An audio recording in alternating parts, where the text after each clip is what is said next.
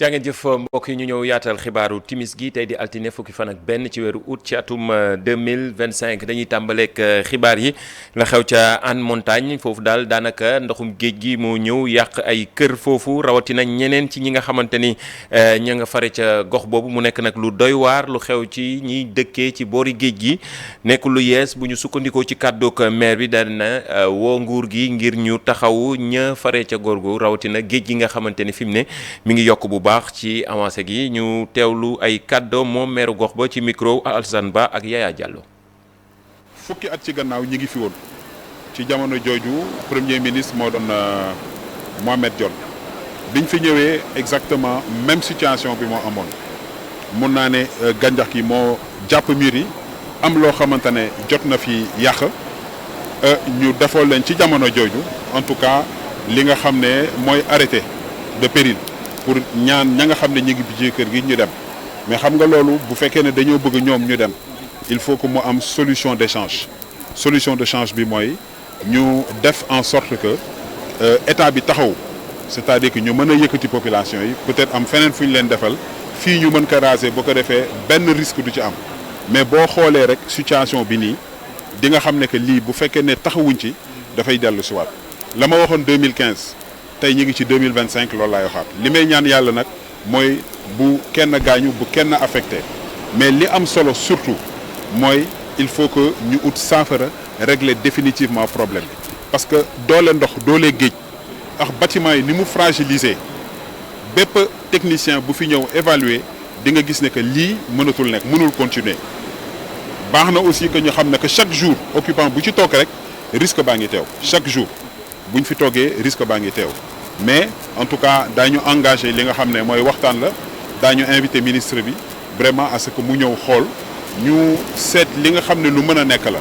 ah pour que ñu mën a trouver solution bi définitivement mais bu fekkee dañu bëgg a bàyyi nit ci seen i biir kër bëgg a dalal seen xel géej gi mënuñu ko contrôler. ñu des ci mbirum géej googu ndax ñii di mareyeurs yi yenn ci mareyeurs yi daanaka ànduñu ak grève yi nga xamante ne ñeneen ñi daanaka dañoo yëkkati ay kàddu xamle ne dañu fas yéene amal ab grève boobu ñu teewlu kenn ci ñoom di Fatou Diagne bokk ci membre Union nationale des mareyeurs du Sénégal ñu teewlu ko ci micro Abdou Diouf Diagne. Nous avions fait la remarque, en tout cas des remarques sur certains points, que ces camions-là coûtaient cher, avec la réalité sur le terrain, la réalité du secteur et du métier, qu'aucun mareyeur en tout cas ne pouvait rembourser ces camions-là à temps. En ce moment, peut-être ils pensaient que c'était du sabotage que nous faisions, mais aujourd'hui, l'avenir nous a donné raison. Et récemment, nous avions entendu quand même un de leurs présidents qui a parlé sur l'antenne d'une télévision qu'il y avait eu une lettre qu'ils avaient adressée au président de la République et que notre président, M. Pape Ibrahima Diaw, avait même signé cette lettre, ce qui est archi faux. Donc l'État n'a qu'à prendre ses responsabilités. jégalu ci kàddu yu nasaraan yooyu Fatou Diagne di yëkkati moom mi nga xamante ni moo yoroon kàddu mareyeur yenn ci mareyeur yi nga xam ne dañu lànk ne duñu amal grève yi. ñu wax ci leneen dem ba Thiès ña fare ca boori cité Lamy ak ña fa nekkee ca gox boobu ñoom daal ñi ngi ñaawlu jàpp gi nga xamante ne jàpp nañ ko kii nekk kenn ci ñoom bu ñu sukkandikoo seen kàddu di Maodo Malick Mbaye Cheikh Anta Diop dem na ci gox ba doxantu fa yëkkat taataan seen ay kàddu ñu teewlu ko ci leeral gi Cheikh Anta Diop ak say latir kon fi directeur général bu ANAMO jamono yi nekk ci xat-xat ginnaaw bi ko directeur général bu bees bi ANAMO porté woon plainte mu métti bu baax waa Thiès daanaka ci quartier yi coow li benn la rawatina fii quartier bii mu dëkk di cité Lamy kii di Adja Maguette Ndiaye nee na Maodo Malick wéetal na seen quartier bi ndax ni mu daan taxawee askan wi di leen jàppale. Maodo baax ci koñ ku mel ni Maodo dafa baax ci réew mësuñoo xam ci moom dangay caaxaan sama aqulaayu taalaa nag laa lay wax waxuma waxu politique duggulit daray kenn lu mu am bokk na ko doomu aadama yi li ma lay wax sama xol laa ko tibbe di la ko wax amul xàjje ak seen ne kii mën la àndal kee mën la àndal Malick dafa dund ci dimbali doomu aadama bu la yàlla jàppee ngay handicapé day ñëw mel ni moom dafa handicapé maaseek yow di la defal la nga bëgg ku amul métier ku nekk Maodo Malick Mbaye fexe na ba nga am métier. fii ci quartier Cité Lamy daje nañ fi ak président ASC Étoile Filante. pour rappel Maodo ça fait 40 ans yoo xamante ni muy ASC Étoile bi ma dëkk chaque année xaalisam moom moo doon njëkk a dugg si ASC bi mais daaw avant nawetaan di commencé fii si cour bi la woo waa koñ bi yëpp booy yëpp toog mu sensibiliser jeunes yi. waxtaan ak ñoom wax leen ban njëriñ la jeune war a am ci koñ bi. Ousmane Diagne nekk membre société civile teg ci ne Maodo Malick moo jël initiative joxe boppam ngir justice def liggéeyam. nekk diplomate international ba pare mbir yi bi muy am fekkul ci biir Sénégal ñibbisi sa coobare bopp loolu pour man war na war a mën a wane ni kii tey bu fekkoon ne liñ koy jiiñ moom moo ko def kon du ñëw. jamono yi nag ASC yi kuréelu ndaw yi nekk fii ci diwaanu Thiès rawatina ci quartier Cité Lamy ñoom ñëpp de booloo nañu am na nee nañ lu ñuy waajal ngir jàppale Maodo Malick Mbaye mu nekkoon directeur général bu ANAMO. Cheikh Anta Diop jërëjëf ñu wax ci leneen waajtaayu ko màggalu Touba bi nga xam ne daanaka ñaari fan dong ci des ci waajtaay gi yenn ci mécaniciens yi wala vulgarisateurs yi fi mu ne ni dañoo taxaw tem doon ab say di xeex ngir bañ a gis benn accident ci yoonu Touba bi waaye tamit di dépendre yenn ci oto yi rawatina yeneen ci ñi nga xamante ne dañuy yëngu ci wàllu mécanique ñoom nag seen mbébét mooy fexe ba ñi màggal yi bañ a am benn jafe-jafe ñu teewlu ci leeral geeg Babacar Diouf. mécanicien ak vulgarisateur maanaam ñi defarkatu pneu yi ñoo doole seen doole pour màggal ren gi ñu bañ ci nemmeeku ay accident ay camp la ñu amal yoo xam ne ni ñoom ñoo fay nekkand di dépanner oto yi wante tamit di vérifier pneu yi. vulgarisateur yi ren dañu participer ci màggal gi parce que màggal gi mbégte ñëpp la mbégte fépp foo xamante ni jullit mu nga fa rek yaa ngi war a participer ci màggal gi loolu moo tax fépp vulgarisateur nekk ren ñu ngi lay ñaan nga def dépannage gratuit ci màggal bi looloo tax ñu lëkkaloon ma Fatou yi taxaw ci liggéey bi pour dooleel vulgarisateur yëpp ak ñi nga xamante ni ay dañuy màggal yi. lu jëm ci pneu oto yi ñu faral di ko négliger lool ba tax ñoom ñu ne ren jii dinañ ko may gët ku baax. ñun qualité naan gis nañ ko ñun si waa Sénégal ñun pneu yi def ñun waaye ñun liggéeykatu pneu yi bu fekkente ni chauffeur bi fa ñëw ci ak vulgarisateur ñu ko damaa bëgg pneu sangam camion.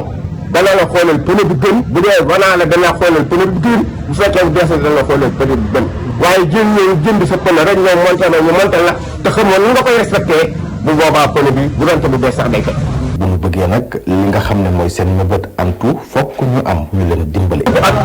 vulgarisateurs yi revanche ànd ko ak vulgarisateurs yi ñu ngi leen di sollicité ñoom ñëpp loo am loo xamante ne nii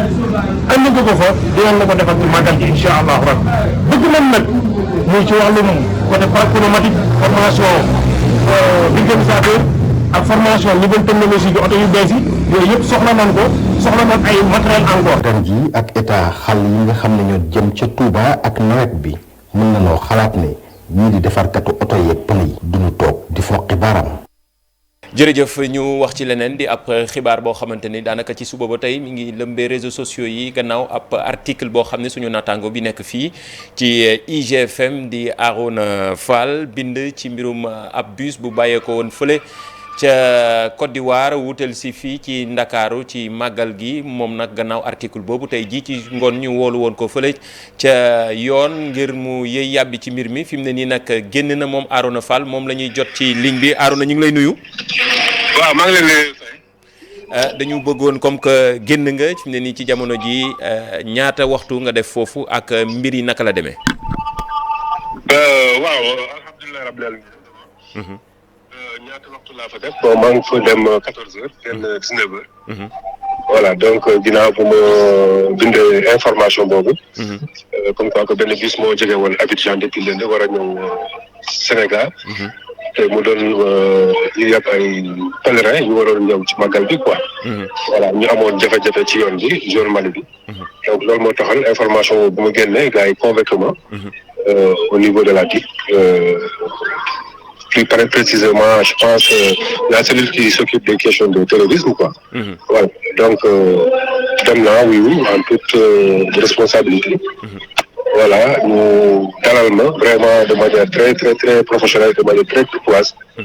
Vraiment tout s'est passé dans de très bonnes. Voilà, ils m'ont posé des questions en tant que journaliste. Ok, ma tontu leen question bu nekk vraiment bon après bu ñuy kiiyee ba pare bon moo di voilà je peux rentrer tranquillement chez moi. toppewuñ la dara. non toppewuñ ma dara. waaw. jërëjëf Arona Fall nekk journaliste fii ci groupe Futurs Médias nekk ci site d'information bi di www.igfm.sn wax na ko nee na ci gannaaw ba mu jàkkaarloog l'enquêteur DIC yi bàyyi nañ ko ci tamit leeral ko ni toppewuñu ko dara gannaaw ay laaj yu ñu ko doon laaj ci mbirum article boobu mu bindoon tey ji ci digg bëccëg gi wax ci ab bus boo xam ne dafa bàyyeeko woon fële ca Côte d'Ivoire fas yéene woon màggal si gannaaw ba mu amoon jafe-jafe ci yoonu Mali bi loolu taxoon ñu woolu ko ngir indi ay leeral moom lañ doon dégtal ci bu mu jokkoo gi moom Arona Fall di journaliste fii ci IGFM. ñu continuer xibaar yi mbokk yi daal di waxtaanee mbirum année universitaire bi nga xam ne ci atum 2024 bi bari woon na lool ay jiixi jaaxaak jàppante ak it yenn ci nga xamante ni étudiants yi yàq nañ ko ci ay jumtukaay yoo xamante ni mbirum wotalaak yeneen ci ay infrastructure fële ca université Assane Seck bu Ziguinchor étudiants yeeg yeneen ci ñu lëkkaloo ak ONG ñoom nag amal nañu ab lël boo xam ne dañuy taxaw temm gën a ñaax étudiants yi ñu bañ a amalati lu ni mel wala yàq geek yeneen ci yi nga xamante ne ay jafe-jafe lañu lëlu ñaari fan la nag ñu teewlu ci ñenn ci ñu sos lu ni mel ci micro Boubacar Diassé ak Lamine Bandia di Cheikh Tidiane Cissé nekk membre comité paix ak citoyenneté ba ca université Assane Seck bu Ziguinchor. waxtaan boo xamante ni liñ ci jublu mooy fexe ba taxawal lu ñuy wax li nga xamante ni moom mooy club de paix et de citoyenneté waaye club de paix et de citoyenneté lan moo ko soxal la nga xamante ni mooy fexe ba ñi séq maanaam ñaare la nga xamante ni moom mooy les signes de violence ñi ko séq muy étudiants yi muy autorités académiques yi waaye itam ñi nga xamante force de défense et de sécurité nan lañ mën a waxtaanee lal ay pexe. identifier également ay stratégie yoo xamante ni ëllëg bu coow naree am ñu waxtaan seen biir pour que coow loolu ñu mën ko artu mën ko gàttandu avant muy ñëw waaye itam seetlu nañ ne li ci ëpp li koy sos mooy étudiants yi bu ñu defee revendication bu ñu amulee nopp bu ñu leen dégloo rek ñu yëkkati lu ñuy wax grève ak yooyu moo tax dañu bëgg léegi li nga xamante ni moom mooy jàmm mooy cohésion sociale mu nekk seen li nga xamante mooy jiitu ci seeni waxtaan jiital ko bu ko defee bu coow naree am comité boobu taxaw waxtaan seen biir xool fan la nar a jëm ñu mën ko gàttandu mën ko arrêté beneen bi ci des nag mooy li ñuy taxawal fii liñ ci jublu mooy bi ci njëkk mooy fexe ba étudiants yi xam ni lépp loo xamante ni mooy édifice public yi ñu xam ni ñoom ñoo koy jariñoo ëllëg ñoo koy jariñoo tey. ñu wax ci leneen wax ci wàllum alam ji ñii di waa PNA nekk ab kuréel goo xam ne yëngu ci mbir mën a saytoog alam gi ba mu nekk lu mucc ayib ñoom nag yëkkati koppar gu takku fas yéene ko financé mbirum ñii taxawu alam ji waaye gën ci ñaaxit ñeneen ci yu ni mel ñu ci gën ci yëngu ña fare ca booru Louga foofu nag nekk na ay gox-goxaan yoo xamante ne dañ leen dajale ci ab lël génne koppar gu bari fas yéene ko teg ci table bi ngir mbirum alam ji nekk lu mucc ayib ñu teewlu ci leeral geek Thierno Fall.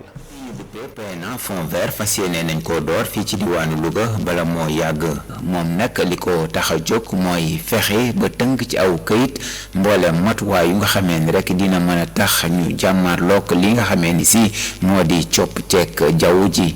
daf ñu permettre ñu parachever le PNA mooy plan national d'adaptation bi nga xam ne l'état du Sénégal dafa identifier fukki secteurs yoo xamante ne jàpp na ne c'est des secteurs yoo xamante ne changement climatique d'intérêt national te ci secteurs yooyu agriculture bokk na ci élevage bokk na ci biodiversité bokk na ci tourisme bokk na ci zone côtière bokk na ci la gestion des inondations bokk na ci les ressources en eau également bokk na ci. projet bu ni mel nag nguurug Sénégal moo ko taxawal sukkandiku ci financement fonds vert climat nekk ca Corée du Sud ngir nag gën a mën a saytu li nga xamee ne rek moo di coppeekuk jaww ji. projet bi également dina permettre au niveau déconcentré notamment au niveau territorial ñu renforcer capacité les comités régionaux changement climatique les collectivités territoriales yi également projet bi dina leen appuyer pour ñu mën a intégrer vraiment la question des changements climatiques ci seen document de planification. Louga bokk ci juróom-ñeenti gox yi nga xamee ni si tànn nañ leen ngir amal fa projet bi lu ni mel gouverneur région bi di xamle ni rek ñëw na ci waxtoom. changement climatique bi boo gisee ni muy def ci yeneen dëkk yi ñun fii nii mbay mi ranch de Doli bi mu ngi fii buñ ci jéemul dara koom gi nekk foofu yëpp dina gën a sooxe léegi nag lii bu ñëwee ñu tàggat ci nit ñi tàggat ci acteurs yëpp dina tax gàllankoor yooyu ñu mun leen a téye ba activité koom yooyu nekk fii ñu mun leen a dérouler sans problème. projet bu ni mel nag dinañ ko amal ci diir bu tollook ñetti at moom nag koppar yiñ ci dugal toll na ci 1 milliard juróomi téeméer ak juróom-benn fukk ak juróom-ñaari millions yu tekk juróom-benn téeméeri junni yu tekk juróom-benn fukk ak juróom-ñaar. ñu waxit ci leneen ci wàllum financement yoo xam ne dafa soxal gox-goxaat yi ca boori Mbuur am na ab kuréel goo xam ne dafa taxaw temb ngir yëkkati koppar gu takku ngir xool ci yenn ci gox-goxaat nan lañ mën a def ba mu gën a mën a soqaliku ak it tamit gën a lëkkale gox-goxaat yi fexe ba ñàkk ak daanaka mbirum jafe-jafe koppar daal di tàqaliko ak ñoom ñu teewlu ci kenn ku yor seen kàddu gannaaw ab lël bu ñu fa amal di Cheikh Mar ci micro wu Ndeye Mati Dieng ak Mamadou Gueye. dimbal bi moom yaatu na mais ñun en premier temps dañ ko focaliser ci daara yi. ñu jéem a xool ni ñu améliorer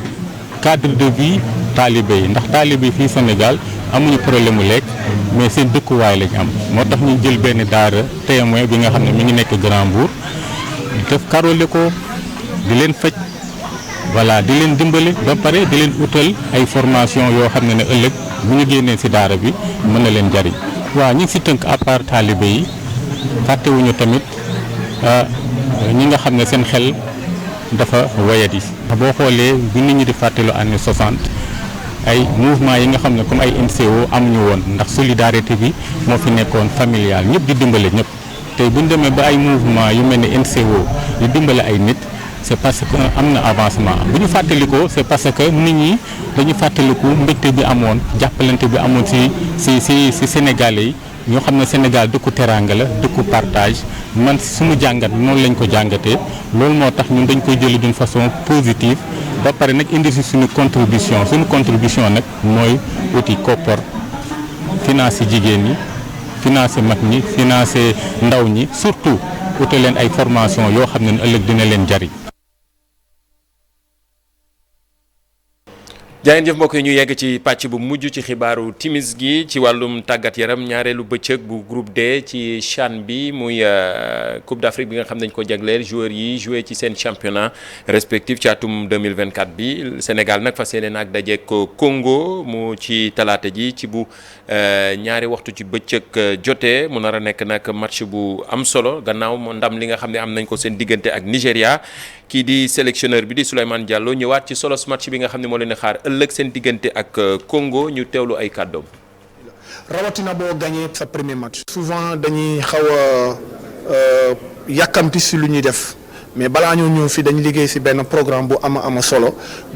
programme bu ñuy permettre ñu appréhender match bu nekk ak étape boo xoolee premier match da ngeen koy faral di wax yéen journaliste match bu am solo la. mais entraîneurs yi souvent ñoo am ñaareel match deuxième match c'est match boo xam ne dafa tactique match boo xam ne dañu war a bàyyi xel bu baax match boo xam ne ay stratégie la rawatina boo gagné sa premier match donc deuxième match du coup boo ko gagné daa qualifié wu du coup boo jëlee benn poñ daa qualifié wu mais dafay fekk adversaire bu ngay jàkkaarloo peut-être moom néewoon na poñ par rapport ak yow donc moom nu muy appréhender match bi day xaw a compliqué day xaw a jafe moo tax yow it booy aborder match bi da nga koy aborder ak dal xel ak résilience mais surtout nga am flexibilité dans ton système bu lay permettre nga mun ko appréhender correctement mais je pense que xale yi waajal nañ leen bu baax a baax parce que xamal nañ leen ni match bi match piège la dañ si war a bàyyi xel bu baax a baax. voilà mu nekkoon sélectionneur bu équipe nationale locale bi di Souleymane Diallo doon yëkkati ay kaddu ci match bi leen di xaar ëllëg talaata ji ci bu 14h jotee. beneen discipline muy basket di équipe nationale ci góor ñi afro basket bi nga xam ne ñi ngi ci daanaka suba la Sénégal di tàmbali matcham bu njëkk ci bu 11h jotee Sénégal fas yéene dajeeg ñi di waa Ouganda fukki fan ak ñeent gaynde yi daal di ñëwaat dàbbali seen beneen match boo xam ne fas yéene nañ cee jàkkaarloog waa Égypte loolu ci bu 4h ci ngoon tegale fanweeri minute jotee c'est fukki fan ak juróom benn ci weeru août Sénégal fas yéene jàkkaarloog Mali loolu benn waxtu bu dajeek bu tegee fanweeri simili mooy seen ñetteelu match comme ni ngeen koy gisee ci écran bi noonu mooy programme mu match yu équipe nationale ci Afrobasket bi am ci jamono ji fële ca Angola ëllëg le Sénégal di tàmbali matcham yu njëkk ndaxte yi di fàttali ne gaynde yi seen ñetti match yëpp ñu ngi ko fas yéene amalee fële ca Luanda di capitale bu Angola ci mbirum Afrobasket boobu nga xam ni fas yéene tàmbali ëllëg fukki fan ak ñaar ci weeru août fas yéene jeex ñaar fukki fan ak ñeent ci weeru août fële ca Angola ca Luanda. mbokk yi li moo gënoon a fës ci xibaaru timis gi nes tuuti Cheikh Tidiane Diaw dina fi teew yaatal fi xibaar yi ci kàllaamay français li ci des wéy leen di desendeek programme yu télévision Futur Média jàngeen jëf ñu fanaan jàmm.